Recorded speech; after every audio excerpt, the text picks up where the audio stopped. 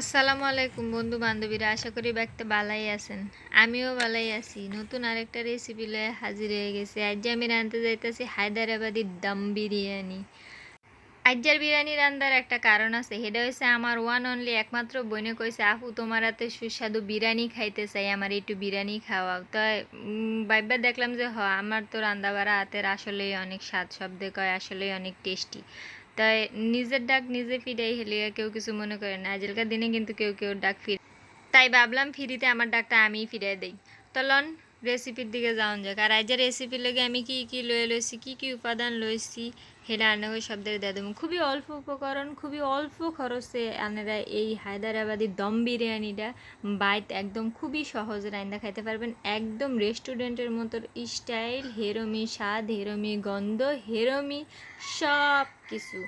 তো লন দেখাই দেই। এনে লইছি বড় বড় গ্যাম্বল গ্যাম্বল করে কয়েকটা আলু কাটে লইছি, মরিচ বাইটা লইছি, এনে লইছি মরিচের গুঁড়ি, হলদির গুঁড়ি আর হচ্ছে জিরার গুঁড়ি, এনে লইছি কয়েকটা মশলা, লবণ, আর এনে লইছি টক দই ফেটা লইছি, দুধ লইছি, আর এনে আদা রসুন পেঁয়াজ বাটা লইছি, আর এনে বিরিয়ানির মশলা লইছি, আর এনে কত দূর পেঁয়াজ হালকা বাইজা লইছি, আর কেওড়া জল গোলাপ জল লইছি, লগে লইছি মাংস, আর তার লগে লইছি আনের এই যেটা প্রধান উপাদান বাসমতি চাল।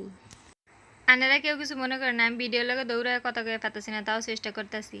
আর এই দেখেন এন কত দূর পানি ডালা দিলাম, চাইলিরে সুন্দর করে সিদ্ধ করে লইতে বা আদা সিদ্ধ একদম ফুটানে না। আর হেলি কেন কয়টা শাহি জিরা, আর কয়টা হয়েছে ছাল, আর 2-3টা এলাচ দিয়ে দিলাম।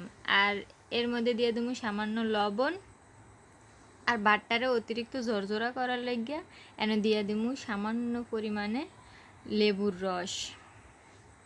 লেবুর রসটা দিলে ভাতটা অনেক সুন্দর ঝরঝরে হইব। আর দিয়ে দিলাম একটু তেল, রান্নার সব সময় যে রান্না সাদা তেল, সেই সাদা তেলটা দিয়ে দিলাম। দিয়ে একটু লাড়াচাড়া করে পানি ডালে ভালো করে একটু ফুটাই লইয়া তারপরে চালটা দিতে হবে, নাহলে কিন্তু ভাতটা অতটাও সুন্দর হতো না। এই যে চালটারে আমি অনেকক্ষণ আগে ধুইয়া হালকা একটু পানি দিয়ে ভিজাই রাখছিলাম, যে লিগা মানে দিয়ে দিব। আর ভিজাই রাখার কারণ হচ্ছে ভাতটা অনেক সুন্দর হইব এর লিগেই। এদিকে হালকা হালকা আছে চালটা ওইতে থাকুক, এটার একটু লাড়াচাড়া দিয়া ঢাকনা দিয়া থুয়ে দেয়। আর ওদিকে আমি মাংসটা একটু ম্যারিনেট করে লই, মানে যে যে মশলা উপকরণ দিয়ে মাংসটারে মাহামু, হে মশলা দিয়ে আগে মাংসর মধ্যে দিয়ে একটু সময় মাংসটা মাহায় রাখতে হবে, তাইলে মাংসটা খুব তাড়াতাড়ি সিদ্ধ হয়ে যাবে। আর হেলিগে এনো মরিচের গুঁড়ি, হলদি আর জিরার গুঁড়া দিয়ে দিলাম। আর তারপরে দিয়ে দেবো কাঁচামরিচ কয়টা বাইটটা গুটটা লইছি, হে কাঁচামরিচ টুক্কা দিয়ে দেবো। উপকরণ সব ঠিকঠাক মতো থাকলে স্বাদ হইতে বাধ্য, বুঝলেন। আর আর এই পর্যায়ে দিয়ে দেবো যে আদা রসুন জিরা সব একলগে বাইটটা লইছিলাম, হে বাড়া টুক্কা দিয়ে দিলাম। আর এনো দিয়া দিমু হইছে গিয়া লবণ, স্বাদ মতো লবণ দিমু। দিয়া দিমু বাজার থেকে কিনা না বিরিয়ানির মশলা 1-2-3 চামচ। আর তারপরে দিয়ে দিব বাইজা বেরেস্তা করে রাখা পেঁয়াজ, আমি অত কড়া করে বাজি না, একটু হালকা বাজি।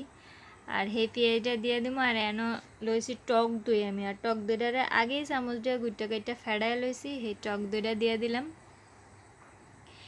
এবার সব উপকরণ দিয়ে দিয়া বালা কইরা আতের 5টা আঙ্গুল দিয়া গুইসা গুইসা মইত্যা মইত্যা মশলা দিয়ে সব সুন্দর করে মাহাইতে হইব।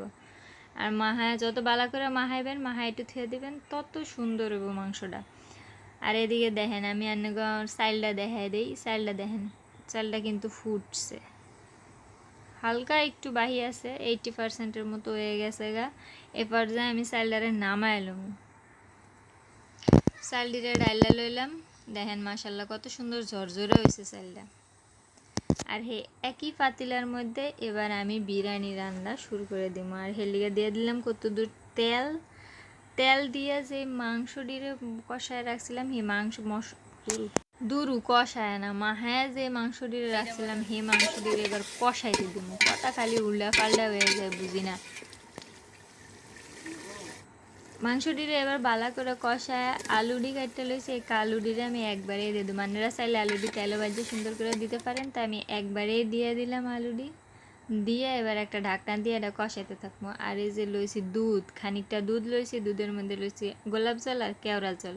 1 চামচ দিমু গোলাপ জল, মানে 1 চামচ আর কি ওই পরিমাণটা ঠিকঠাক থাকলে হলো। এটা দিয়ে মাপলে হলে 1 চামচই হবে, ওটা দিয়ে মাপলেও 1 চামচই হবে। তাই পরিমাণ মতো 1 চামচ দিয়ে দিলাম কেওড়া জল, আর 1 চামচ দিয়ে দিলাম গোলাপ জল।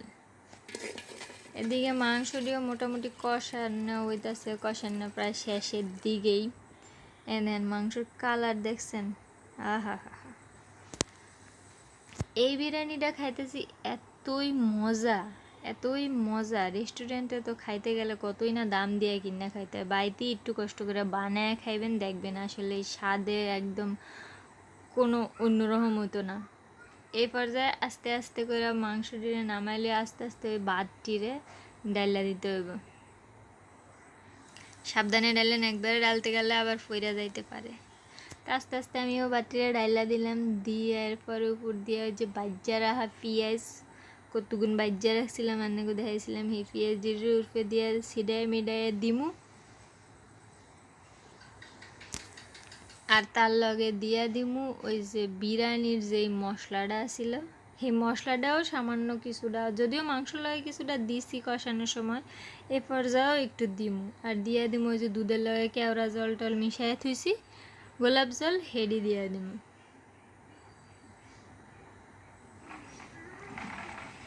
সব মশলা টশলা দেওয়া হয়ে গেলে এবার হচ্ছে মাংসটারে বয় দেবো দম।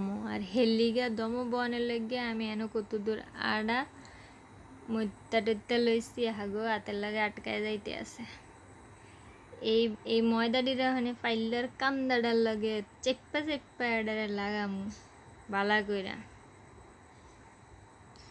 একটু মনে হয় লেটকা ফেটকা এগুলো, যাই হোক একটু শক্ত করে লইবেন। তারপরে যে কান্দার মধ্যে লাগায় দিয়া এনে একটা ঢাকনা দিয়া দিমু সুন্দর করে।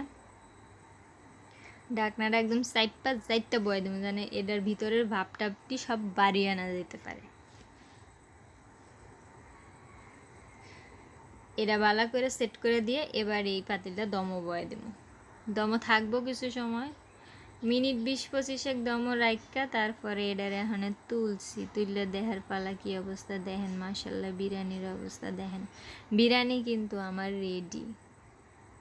দেখা বুঝতেই পারতাছেন যে আসলে বিরিয়ানিটা কতটা টেস্টি হয়েছে, আমার আর কোয়া লাগতো না। তো এমনি অল্প খরচে অল্প উপকরণ দিয়া খুব সহজেই বিরিয়ানি ডানারা বাইরে রান্না লাইতে পারবেন।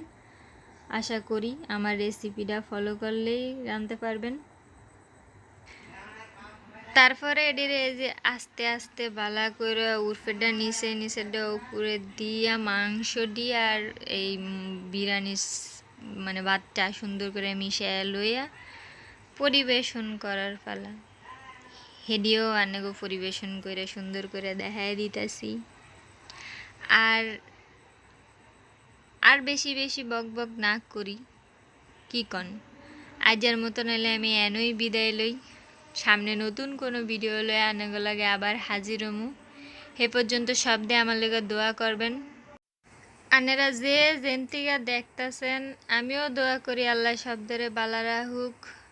আজের মতো আমি এনই বিদায় লইতেছি। আল্লাহ হাফেজ।